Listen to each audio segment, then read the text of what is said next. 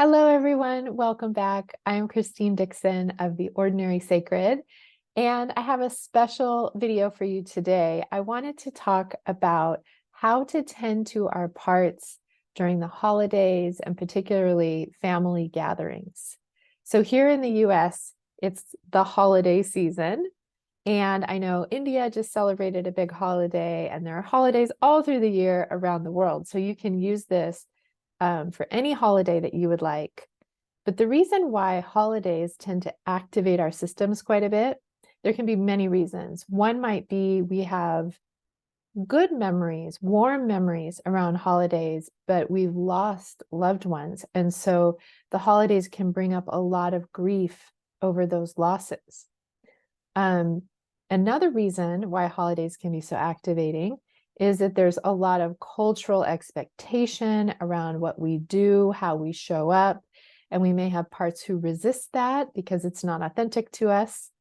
Another really big reason why holidays can be activating is family. We have this expectation to get together with our families, for it to go well, for us to be loving and happy. But the same patterns play out every year, right? I remember growing up and meeting with my mom's side of the family every year for Thanksgiving, and every year there being a blow up, someone storming out, yelling, upset, burning of food, and thinking as a kid, why do we do this every year? This is torture. This is awful, right? But there's parts of us that hope it's going to be better this year, or I have to do this no matter what. I have to get through it, all of those kinds of things. And so what if each of us actually met with our parts before these events and made a self-led plan going into them? So I'm going to share 3 really helpful things that have been helpful for me. One is a parts meeting. The second one is a drop into curiosity. I'll explain what that is. And the third one is this wonderful bingo card that I learned from Martha Beck. Now, the first one, the parts meeting, I'm going to guide you through it.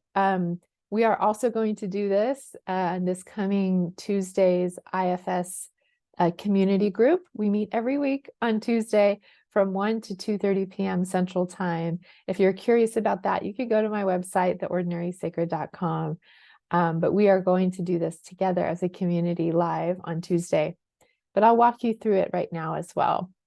So I do encourage you to get out a piece of paper and a pen to do this. And I'll go through it pretty quickly, but you can pause the video and process. Use time to process each step. So what I like to do is in the center of a paper to draw a circle and just write the topic. So right now I'm inviting you to put the topic of, you can just put in general the holidays, or you can put this can be really helpful to put a very specific event or family gathering or something that's coming up for you.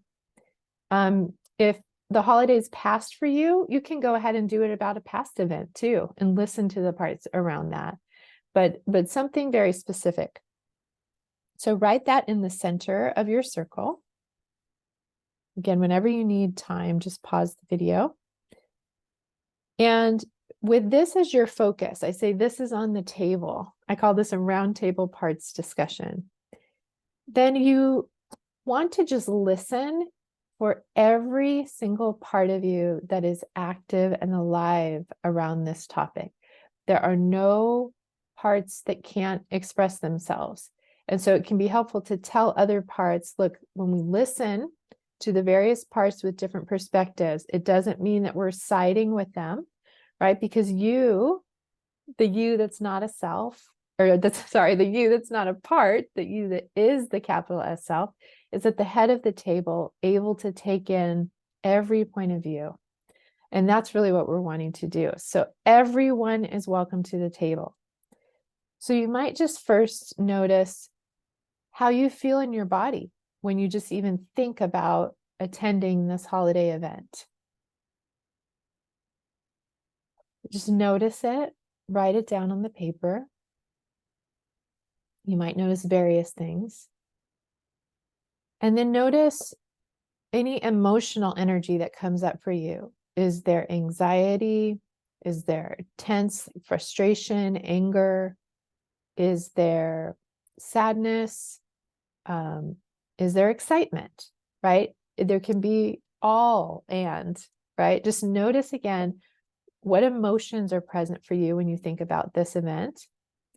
And you might think a little bit about where you feel them in your body. You might even connect them to some of the things you were feeling in your body. And then just listen to everything that's being said inside. There might be a feud going on, right? There might be parts saying, I absolutely hate it. I don't want to go. There might be another part that says, but you have to go. It is not an option not to go, right? So you might notice polarized parts. But listen to every single part that has anything to say and write it all around the circle. Okay, and you can pause if you need time for that. And when you have written down every point of view, you might notice kind of teams, right? Parts who want to do something, parts that don't. And what I want you to invite you to do now is to really listen, right? So we've kind of listed all the parts. So there's list, listen, and then plan. Okay, so we've kind of listed all the parts at the table. Now listen one by one, and you might just ask them more questions from a place of curiosity. What are you afraid would happen if we went? Is there a particular person you're afraid of interacting with? Really get to know what their fears are and what they need from you. So I like to ask the parts 3 questions. 1, just what do you want me to know? They'll tell me a lot. Then 2, what's your biggest fear? And what is your biggest need from me? And so just go around to each part that you said something to you and ask, what's your biggest fear? What's your biggest need? And then write those next to them. And go ahead and pause the video if you need time to do that. And once you've done that, what's really wonderful about all the parts being around the table is that they're really listening to each other, even the parts who are on opposite sides. They may not agree with each other, but they can get a little closer together because they can see, oh, I see what you're afraid of. Oh, I see that your need is legitimate. I might have a competing need, right? So they start listening to each other, coming closer in at the table. And then the last step is to plan. So from a place of self, make a plan going into your family gathering that really meets the needs of these parts and what they need from you. So I like to imagine whenever I'm walking into a family gathering or anything that feels stressful to my system, that I'm actually holding the hands of my inner children as I'm walking through the door, and I am committed to them. They're my first priority. So if we go in and one of them gets activated, blindsided by something, I have a plan that I will take them to the bathroom and put my hand on my heart and say, beloved, I see you.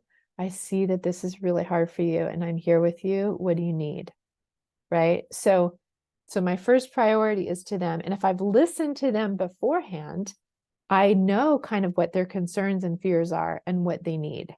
Sometimes they just need to know that I am on their side and that if we need to leave, we will leave. If I need to excuse myself to the bathroom or I need to go on a walk or I would need to leave completely, that's okay, that they're my first priority. Other times they want, some kind of boundary, like I won't be in the same room as Uncle Fred or something like that, or I won't be alone with this person. Or this topic is off the table. Or if someone brings up my weight, this is the response I'd like to have. I would appreciate if we don't talk about my weight today. Or, so they're coming up with the plan of all the kind of fears that those parts have. So you can walk into that day with a harmonious self-led system. And there may be a point at which the self-led decision is to not attend the event. And that's okay too. That will feel, if it's a self-led decision, you'll feel confident and calm about it, even if there might be backlash from the people there, from family. Okay, so that's the first thing, is to have a parts meeting. So helpful. Please try it and let me know how it goes for you, because it's been so powerful for me. Okay, the second thing is what I call dropping into curiosity. And we're only able to do this if we have already met with our own parts, right? We can only show up in self for other people when we have already shown up in self for ourselves. So that's why the parts meeting is first. Then if we are taking care of our own parts, then we can have access to enough self energy perhaps for the other people in the space. So something that's really hard in these scenarios and in general is that we're evolutionarily, biologically, like we feel threat whenever someone is different than us, right? So if people talk about religion or politics or their favorite sports team, or maybe, there's a fight over, I like canned cranberry sauce and you like homemade cranberry sauce, or, whatever it is, that can feel threatening to us, right? So being aware that whenever the difference comes up in a conversation, particularly with family, it can feel really threatening. So instead, once you notice it and you notice your parts, defense come up, to say, ooh, I see you. I see that this difference looks really threatening. What if we drop into curiosity about how this person could be coming to a different conclusion? That's so interesting that you have a different view about this political situation, or about this, spiritual or religious view, or, taste in a sports team, or whatever it is, right? And if we can drop into that, even if we don't communicate it to them, if in our own system we go, that's so interesting, they've come to a different conclusion than me, I wonder why, right? It can actually become kind of like a puzzle or a game, and we don't feel as threatened by it. And we can let ourselves have a different point of view. It doesn't mean that we're abandoning what we have come to believe, or what our position is, but we just get really curious about how another person could come to a different position honestly. Now, they may not be able to give us back that same curiosity.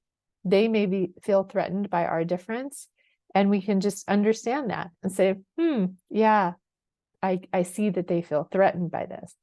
Okay, so that's the second one. Very hard to do if we haven't given ourselves attention first.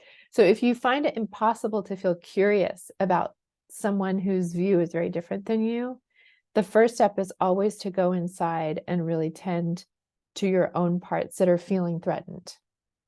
Okay, and the last one I find so fun and so helpful.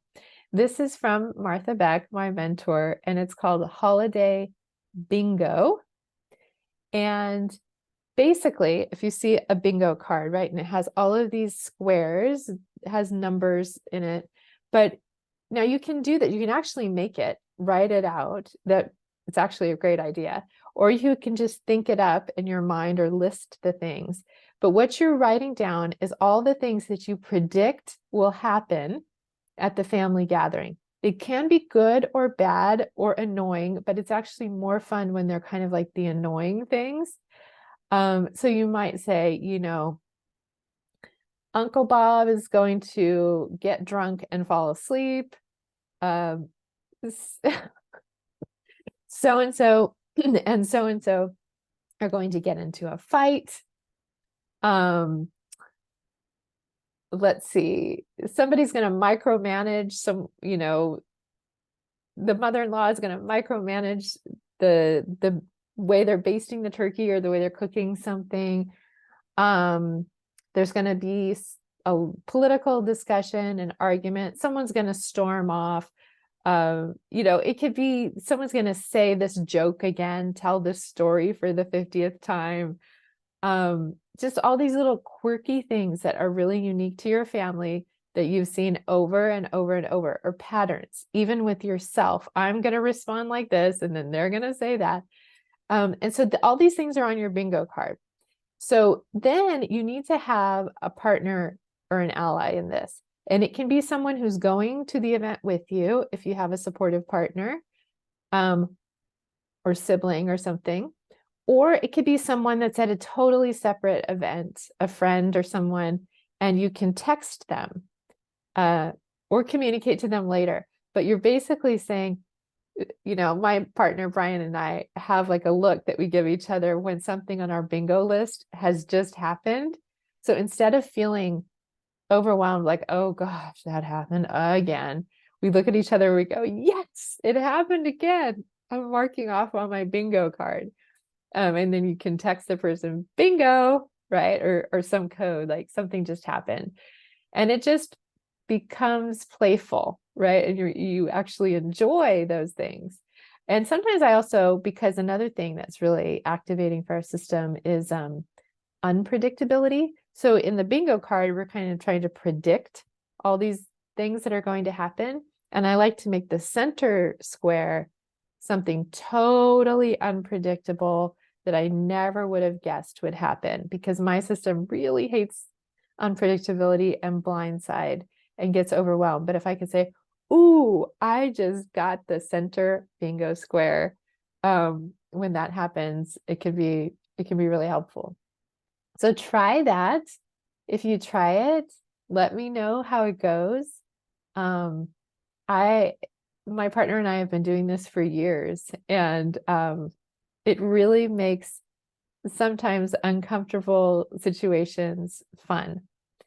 And I know that there can be just a lot of parts really activated. Dropping down to a little more seriousness before I close. You make complete sense. There's no one like our parents and our family that can activate those young parts with attachment wounds, right? No one that can activate that more than our family. So it makes complete sense that it would feel overwhelming. And so really imagine when you're there that there are these young parts of you coming up, feeling offended, hurt, shamed, in pain, longing, right, for love and acceptance. And excuse yourself to a private place and give them what they need. Give them that love and that acceptance and that compassion and that witness that maybe your family, for whatever reason, is not capable of giving them, and let them grieve that. So those are my tips for the holiday season. I hope you all are kind to yourselves through whatever holidays and family gatherings you are having.